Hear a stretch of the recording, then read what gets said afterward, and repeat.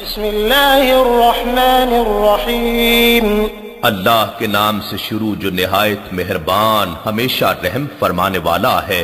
لإیلاف قریش قریش کو رغبت دلانے کے سبب سے، ایلافہم رحلة الشتاء والصیف انہیں سردیوں اور گرمیوں کے تجارتی سفر سے مانوس کر دیا۔ فلیعبدوا رب هذا البیت بس انہیں چاہیے کہ اس گھر خانہ کعبہ کے رب کی عبادت کریں تاکہ اس کی شکر گزاری ہو۔